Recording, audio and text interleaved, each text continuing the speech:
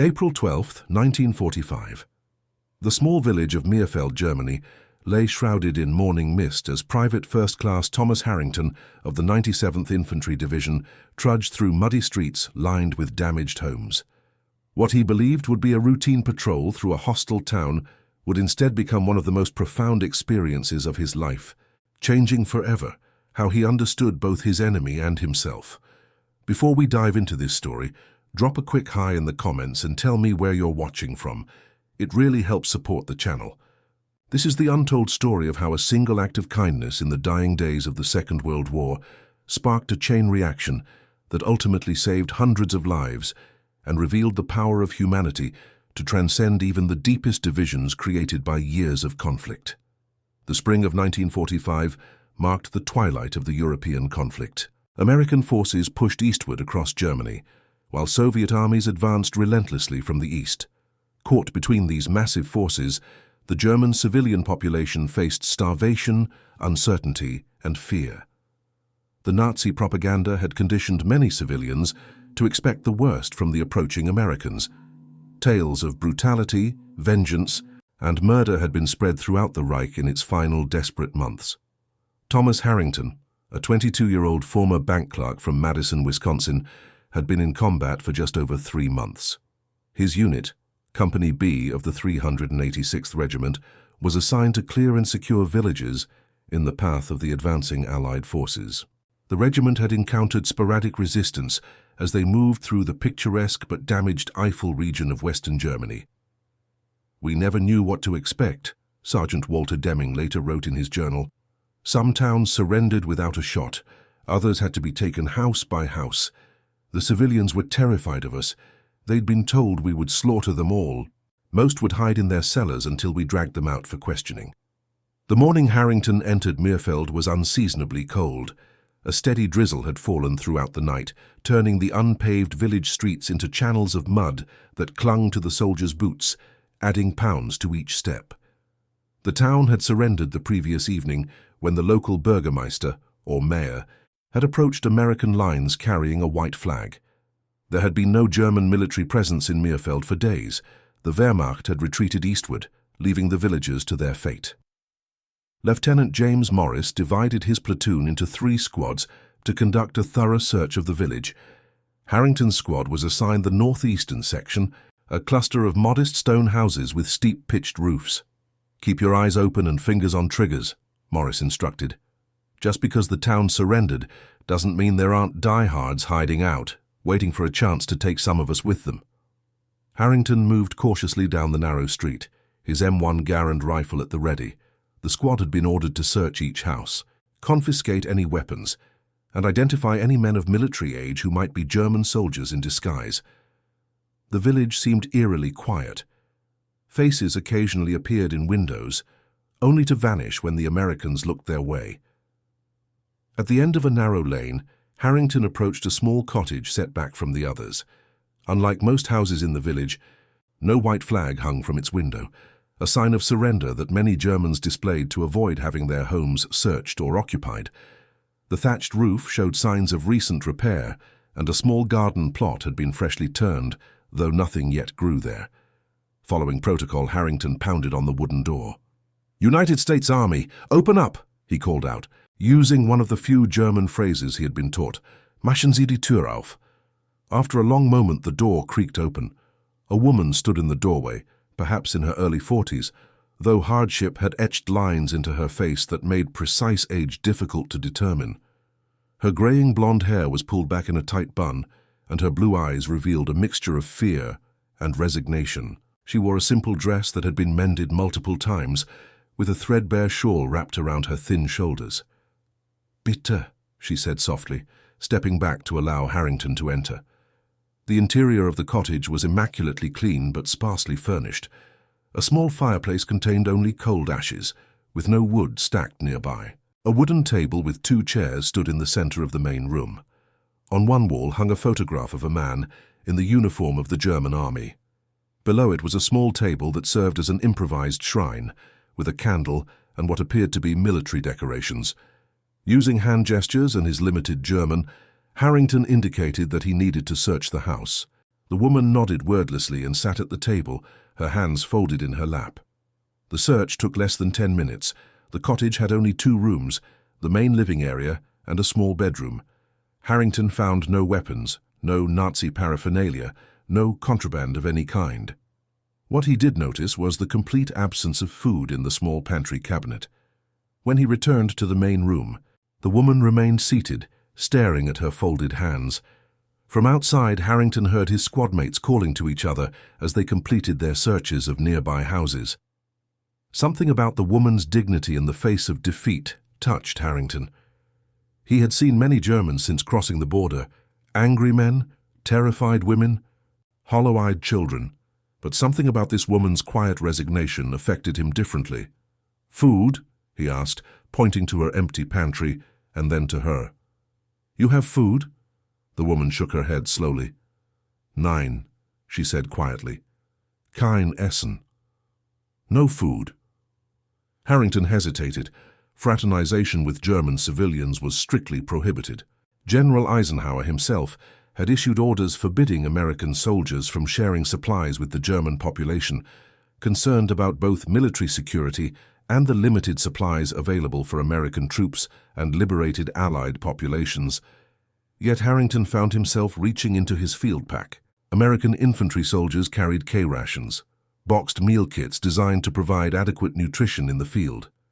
Each small waxed cardboard box contained a main meal item: biscuits, a powdered beverage, sugar, cigarettes, chewing gum, and a few other items. They were not particularly appetizing, but they were nutritionally dense. Harrington placed 2 K-ration boxes on the table. The woman looked at them, then up at him, confusion evident on her face. "Food," Harrington said simply. "For you." The woman's eyes widened. She stared at the boxes, then back at Harrington, clearly struggling to understand why an enemy soldier would offer her food. "Mein Mann," she said, pointing to the photograph on the wall. "Russland, Tot, my husband, Russia, dead." Harrington nodded. He understood enough to realize she was a widow, her husband among the millions of German soldiers who had perished on the Eastern Front. "I'm sorry," he said, knowing she probably wouldn't understand his words, but hoping she would comprehend his tone. Tears welled in the woman's eyes. "Danke," she whispered. "Danke schön."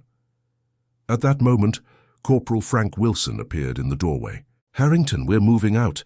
Lieutenant wants us back at the assembly point." Harrington nodded to his comrade, then turned back to the woman. "Good luck," he said awkwardly, before following Wilson out the door. As they walked back toward the center of the village, Wilson noticed the missing K-rations. "You eat already? Must have been hungry." Harrington shrugged noncommittally. He wasn't ready to admit to violating orders, even to a friend like Wilson. That evening, as Company B established a temporary command post in the village's small schoolhouse, Harrington found himself thinking about the widow. 2 K-rations would feed her for a day, maybe 2 if she was careful. But what then? Winter had only recently released its grip on the region, and new crops were months away from harvest. The following morning, the company prepared to move out. Their orders were to continue eastward, securing the road for the main force following behind them. As Harrington fell into formation outside the schoolhouse, Lieutenant Morris approached with a puzzled expression. "Harrington, there's someone asking for you," he said. "Some local woman. Normally I'd tell her to beat it, but Colonel Prescott wants to establish good relations with the civilian population where possible. Says it makes occupation easier if they don't all hate our guts." Curious, Harrington followed Morris to the edge of the village square. There, standing nervously, was the widow from the previous day. But she was not alone. Behind her stood at least 20 villagers, mostly women, some elderly men, and several children. When she saw Harrington, the widow stepped forward. In halting, clearly rehearsed English, she said, "Thank you. For food, for kindness." She then held out a small object, a hand-carved wooden cross, simple but beautifully crafted. Harrington accepted the gift, touching his hand to his heart in thanks. The woman smiled tentatively, then spoke rapidly in German to those behind her. An elderly man with a white mustache stepped forward. Unlike most of the villagers who wore threadbare clothing, he was dressed in what appeared to be his Sunday best, though the suit was decades out of fashion. "I speak English," the man said with a heavy accent. "I am Herr Müller, once schoolteacher here. Frau Weber tells us you gave food when she had none. This is not what we expected from American soldiers. We were told you would be monsters." Harrington shifted uncomfortably. "Just doing what seemed right, sir." Müller nodded gravely. "Many here have nothing. The soldiers, our soldiers, took what food remained when they retreated. They said it was for the defense of the Reich, but they left us to starve." Lieutenant Morris, who had been listening to the exchange, stepped forward. "We have orders not to distribute supplies to German civilians.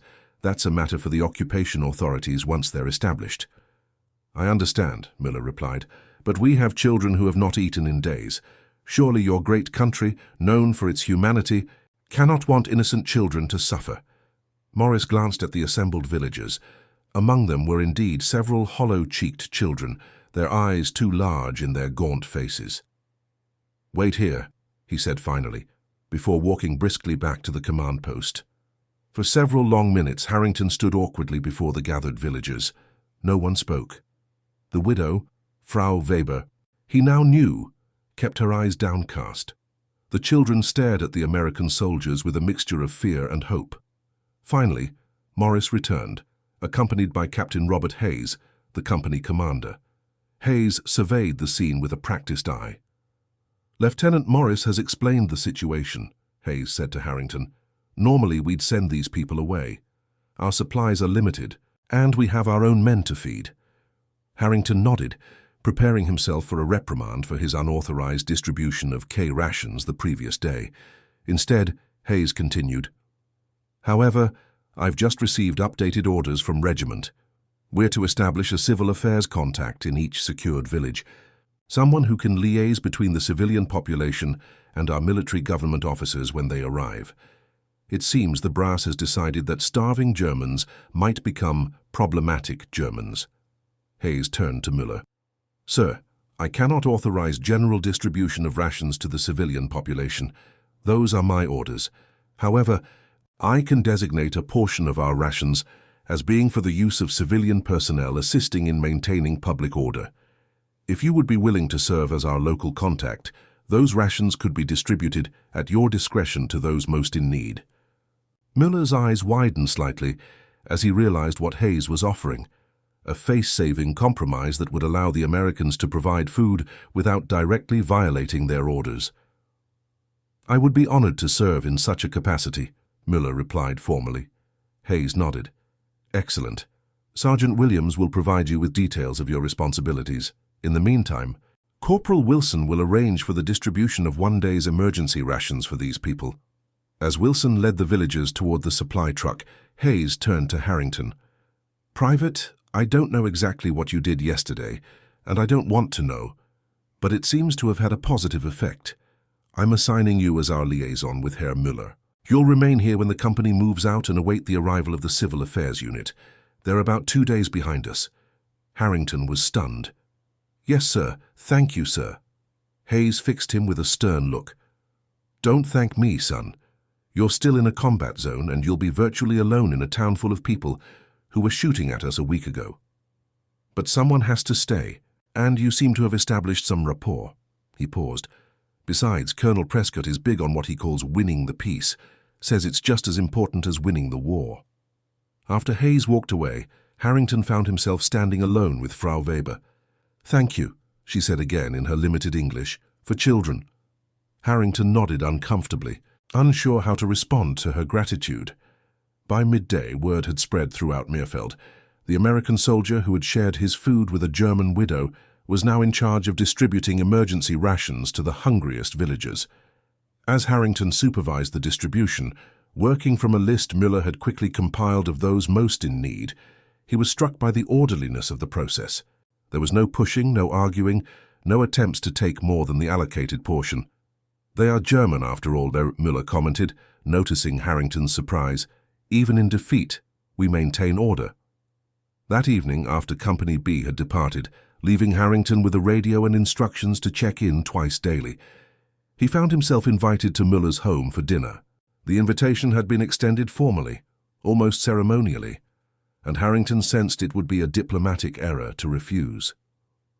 Müller lived in a house adjacent to the village school where he had taught for over 30 years before being forced to retire when he refused to join the Nazi Party. The home was modest but filled with books, German classics, English literature, scientific texts, and historical volumes, many of which would have been forbidden during the height of Nazi power. "I hid the most dangerous ones," Müller explained, seeing Harrington's gaze linger on the bookshelves. "Buried them in the garden, inside waterproof containers. My wife thought I was being foolish, but I could not bear to burn them as others did." The dinner was simple. A thin soup made from the American rations mixed with some wild vegetables the villagers had foraged from the surrounding woods. Müller's wife, a quiet woman with kind eyes, served the meal with as much ceremony as if they were dining at a fine restaurant. Also present was Frau Weber, the widow whose encounter with Harrington had started everything. She sat quietly, speaking only when directly addressed, but Harrington noticed how the other villagers deferred to her, with subtle nods and glances. As they ate, Müller explained the village's recent history. Mierfeld had never embraced Nazism wholeheartedly, he said. It was too small, too traditional, too removed from the industrial centers where the party had found its strongest support. The village had sent its men to war because they were German, and that was their duty, not because they believed in Hitler's vision. "Many villages like to claim this now," Müller acknowledged with a sad smile. "Now that the Reich has fallen, everyone says they were secretly against it all along. I do not make such claims for all our people. Some believed, some even benefited, but many simply endured, as people have always endured those in power." After dinner, as they sipped ersatz coffee made from roasted barley, Harrington asked the question that had been bothering him all day. "Why did so many people come forward this morning? I only helped Frau Weber. Why did the others expect anything?" Müller translated the question for his wife and Frau Weber. After they responded in German, he turned back to Harrington. "They say it was because of what Frau Weber told them, that you looked at her not as an enemy, not as a German, but as a hungry human being. After years of being told that Americans were gangsters and Jews and Bolsheviks who would destroy our homes and assault our women, your simple act of kindness was revolutionary." Harrington felt his face grow warm with embarrassment. "It was just a couple of K-rations. Anyone would have done the same." Müller shook his head. "No, young man. Not anyone. Not after what our countries have done to each other these past years." He paused. Frau Weber's husband, Karl, was a good man, a carpenter. He had no love for the Nazis, but when the call came, he went to serve Germany. He died at Stalingrad like so many others. Since then, she has lived alone, too proud to ask for help, even as she grew thinner and thinner. The following days established a pattern. Harrington would check in with headquarters by radio each morning and evening. During the day, he worked with Müller to identify the village's most pressing needs and allocate the limited supplies that occasionally arrived by truck. Word had reached regimental headquarters about the successful civil relations in Mierfeld, and Colonel Prescott had authorized small but regular shipments of food and medical supplies. More surprising to Harrington was how quickly the villagers began to trust him. Children who had initially hidden from the approaching Americans now waved when he passed. Elderly men nodded respectfully. Women no longer hurried inside, clutching their daughters protectively. "You must understand," Müller explained when Harrington commented on the change. "For years they were told Americans were barbaric, that you would destroy everything German. When you treat them with respect, with humanity, you disprove everything they were led to believe." On his 4th day in Mierfeld, Harrington received word that the Civil Affairs Unit had been delayed. Fighting had flared up to the east, and all support units were being held back until the situation stabilized. He might be on his own for another week or more. That same afternoon, a battered farm truck drove slowly into the village square. The driver, an elderly farmer from a neighboring village, brought news that made Harrington's blood run cold. A group of SS officers and soldiers, separated from their unit and fleeing the advancing Allies, had taken over his village. They had hanged the mayor as a traitor for suggesting surrender and declared that they would hold the village until reinforcements arrived, reinforcements that everyone knew would never come. "They are desperate men," the farmer said through Müller's translation. "They know the war is lost, But they cannot accept it. They talk of dying for the Führer, of taking many Americans with them. Harrington immediately radioed this information to headquarters. The response was prompt. Maintain position. Do not engage. Reconnaissance unit being dispatched to assess situation. For the remainder of the day, tension hung over Mirfeld like a thundercloud. If the SS discovered that an American soldier was in the village, virtually unprotected, they might attack, seeing an opportunity for a final, meaningless victory. Worse, they might take vengeance on the villagers for harboring an enemy. That evening, Müller convened a meeting of the village elders in his home. Harrington was invited, but he understood little of the rapid German conversation. What he did comprehend was the fear in their voices and the frequent glances cast in his direction. Finally, Müller turned to him. "We have been discussing what to do if the SS come here. Some think you should hide in the forest until your comrades arrive. Others—" he hesitated. "Others believe we should hand you over to save the village." Harrington felt a cold weight settle in his stomach. He had begun to trust these people, to see them as individuals rather than as the faceless enemy. Now he was reminded sharply of the reality of his situation. "And what do you think, Herr Müller?" he asked quietly. The old schoolteacher met his gaze steadily. "I think that once we start sacrificing others to save ourselves, we lose something more important than safety. We lose our humanity. It is what led Germany down this dark path to begin with." From the corner, Frau Weber spoke up. Müller listened, then nodded. "Frau Weber suggests an alternative. She says you should come to her home. Her cottage is set apart from the others, partially hidden by trees.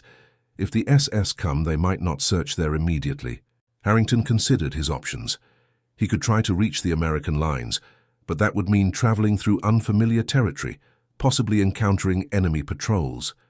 He could hide in the forest, but April nights were still cold, and he had limited supplies. Or he could trust these people who had just days before been his enemies. "I'll go with Frau Weber," he decided. The next morning, a lookout posted on the church steeple spotted a group of men approaching on foot from the direction of the neighboring village. They wore the unmistakable uniforms of the SS. Word spread through Mirfeld like wildfire. Harrington, who had spent the night in Frau Weber's spare room, was quickly moved to a concealed space beneath the floorboards, a hiding place created years earlier to conceal forbidden books and occasionally people the Nazi regime deemed undesirable. "Remain absolutely silent," Frau Weber instructed through Müller, who had come to help. "No matter what you hear." The hiding place was cramped and dusty, but Harrington was grateful for its existence. Through small gaps between the floorboards, he could see portions of the cottage's main room. His rifle was hidden separately, wrapped in oilcloth and buried in the garden. If discovered, it would be better for him to appear as a downed airman seeking shelter rather than an infantry soldier. Hours passed. From his hiding place, Harrington could hear distant voices, occasional shouts, the sound of doors being kicked open. The SS were searching the village house by house. Then came the sound he had been dreading, heavy boots on the path outside, German voices approaching. The cottage door burst open without even a perfunctory knock. Through the crack, Harrington could see 2 pairs of jackboots enter the room. The conversation above him was tense, rapid, incomprehensible to his limited German. He recognized Frau Weber's voice, calm but strained, responding to harsh, barked questions. Then another voice joined them, Müller's, apparently having followed the SS men to the cottage.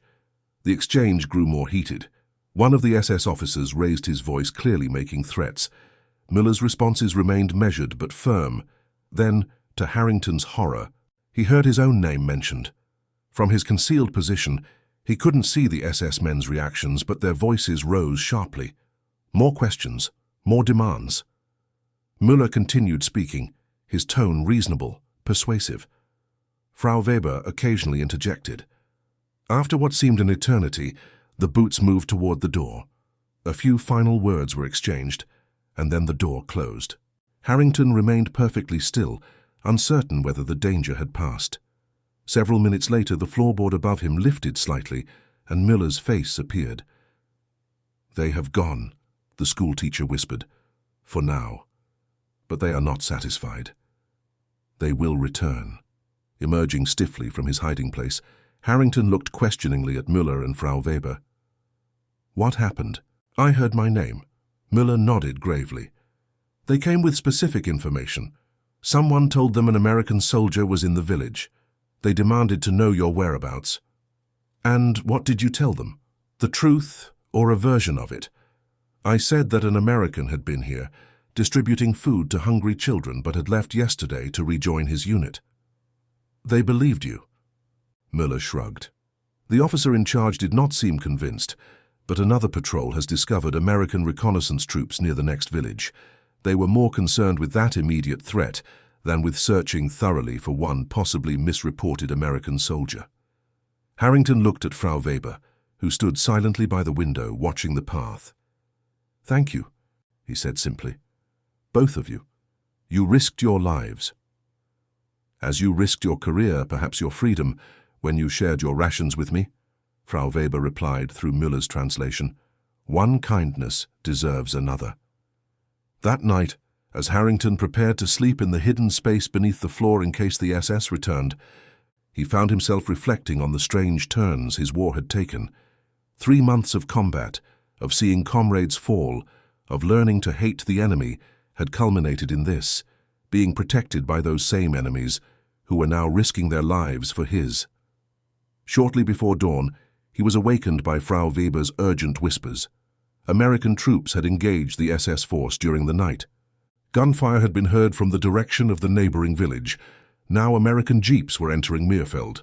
Harrington emerged from hiding and ran to the village square, where a reconnaissance platoon from his own regiment had established a perimeter. The lieutenant in charge looked startled when Harrington approached. Private Harrington, we were told you might be here, but frankly, we expected to find your body, not you walking around giving orders to the locals. Harrington quickly explained the situation. The SS threat, the village's protection, the ongoing distribution of emergency rations.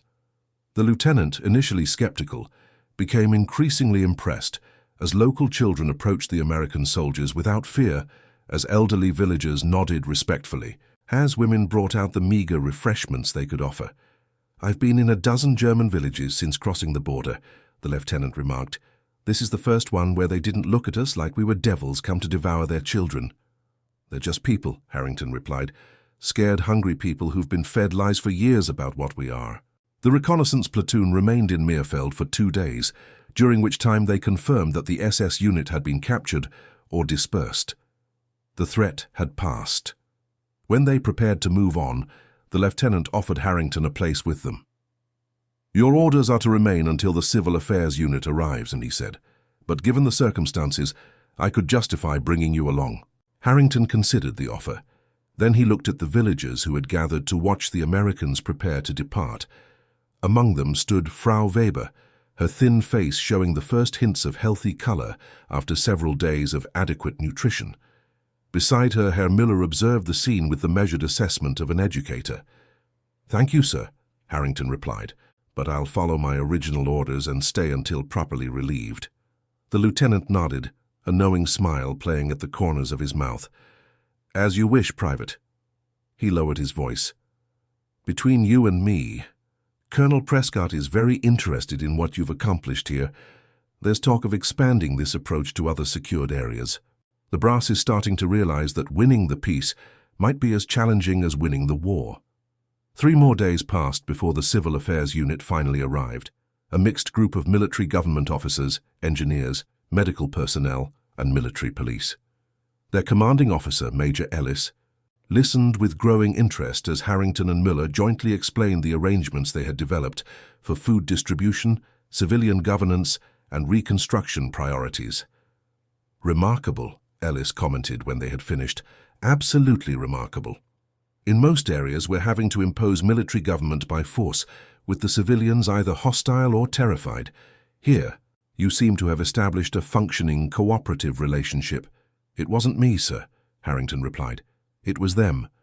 They just needed to see that we weren't the monsters they'd been told we were. On his final evening in Meerfeld, Harrington found himself once again at Müller's table. This time the meal was more substantial, supplemented by supplies from the Civil Affairs unit. Frau Weber was present, as were several other villagers who had worked closely with Harrington during his stay. "What will you do now?" Muller asked as they ate. "Will you continue fighting eastward?" Harrington shook his head. "The war in Europe is nearly over. My division will likely be assigned occupation duty or possibly redeployed to the Pacific." "And after the war?" Frau Weber asked through Muller. "What then?" Harrington considered the question. Before his experiences in Meerfeld, his answer would have been simple: return to Madison, reclaim his position at the bank, marry his sweetheart, start a family, the typical American dream. But somehow those aspirations now seemed simultaneously more precious and less sufficient. "I'm not sure," he admitted. "Everything looks different now." The next morning, as Harrington prepared to depart with a supply convoy returning to regimental headquarters, it seemed the entire village had gathered to bid him farewell. Children presented him with small gifts, carved wooden figures, pressed wildflowers, simple drawings. Women offered freshly baked bread from the recently reopened communal bakery. Men shook his hand firmly, meeting his eyes with newfound respect. Frau Weber approached last. In her hands, she held the small wooden cross she had presented to him on that first morning, which he had left in her cottage during his stay. "Keep this," she said, pressing it into his palm. "Remember us." Harrington nodded, unable to speak past the lump in his throat.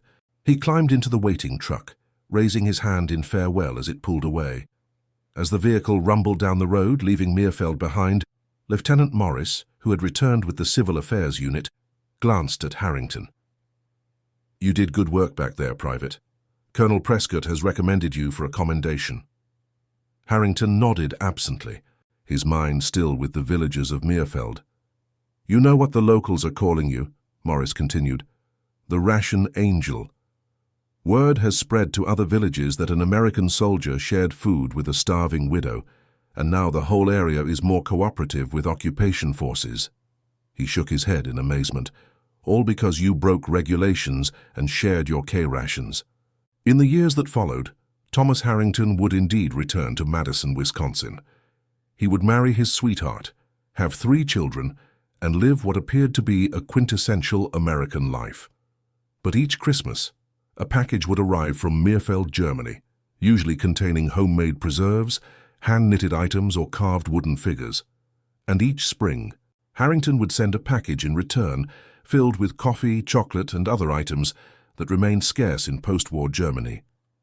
In 1955, a decade after that fateful encounter, Harrington returned to Meerfeld with his wife and children.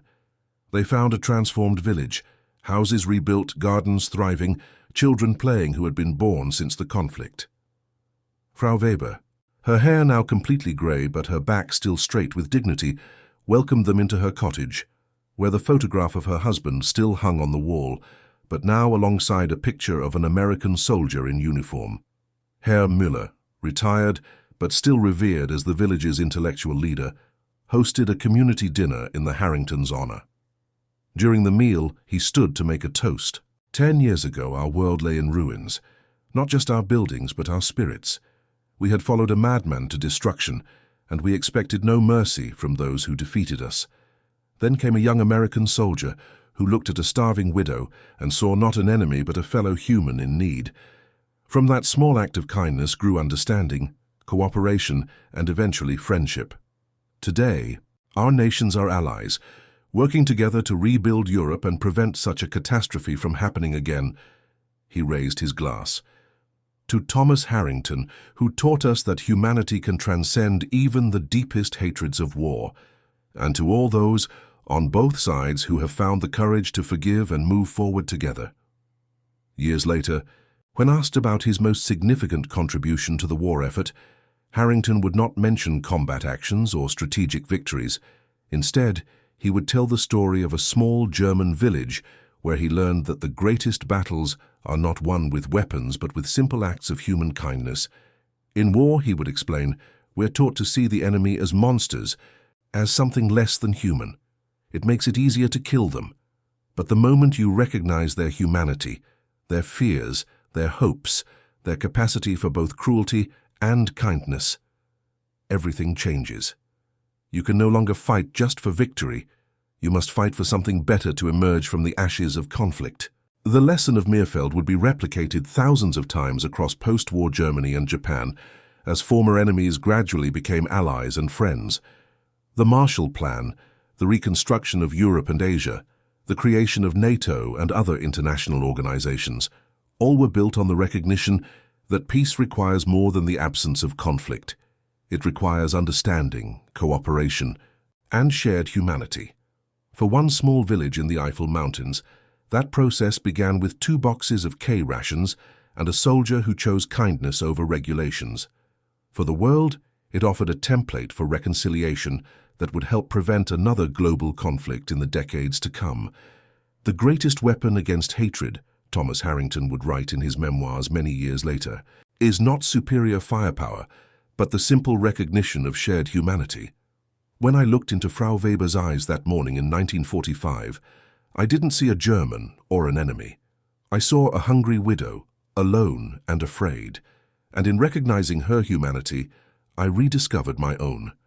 And that concludes our story. If you made it this far, please share your thoughts in the comments. What part of this historical account surprised you most?